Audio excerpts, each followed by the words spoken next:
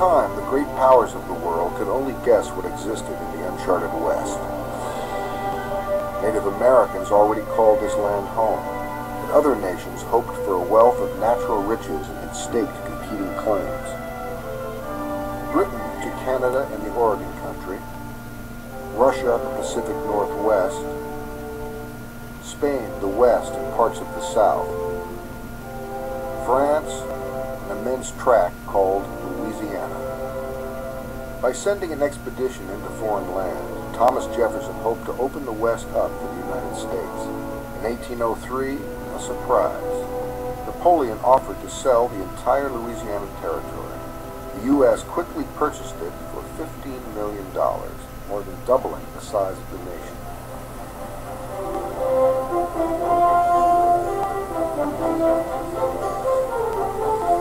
To cross this unknown land would be among the most ambitious and difficult journeys ever conceived. Clark wrote his journal. All in health and readiness to set out, boats and everything complete with the necessary stores of provisions, though not as much as I think necessary for the multitude of Indians through which we must pass.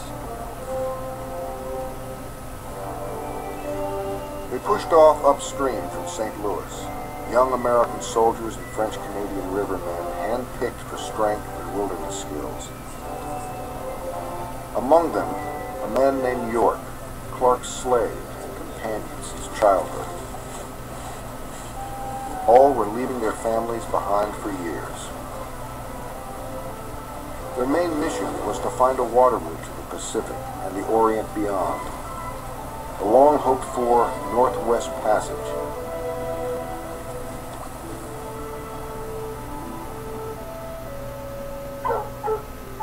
Lewis was a studious and solitary man. Under Jefferson, he had been trained to observe and record for science every new thing he saw. He spent hours exploring alone with his dog.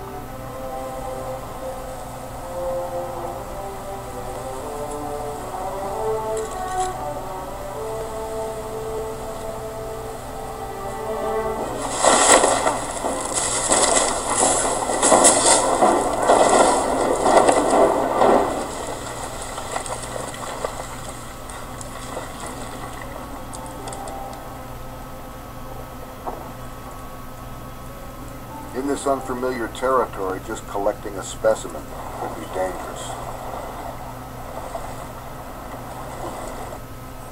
Only 2 days out, Lewis had nearly lost his life, with a long journey still ahead.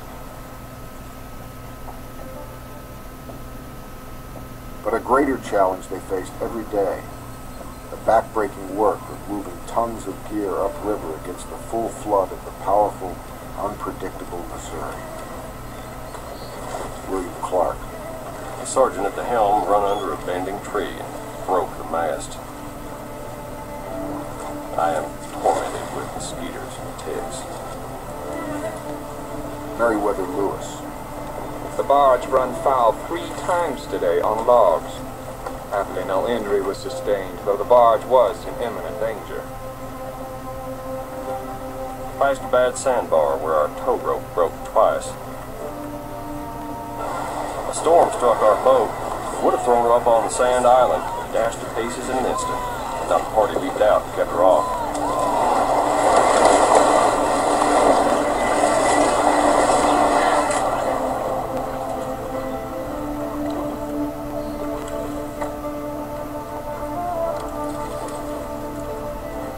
Some days they made only a few miles with more than 3,000 to go.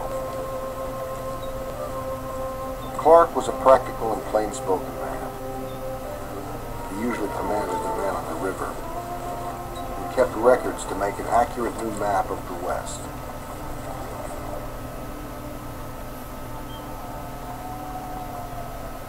As they pushed up the Missouri toward present-day Omaha, Nebraska, they were deep into Indian lands. Traders and trappers had been up here, but no well-armed military party.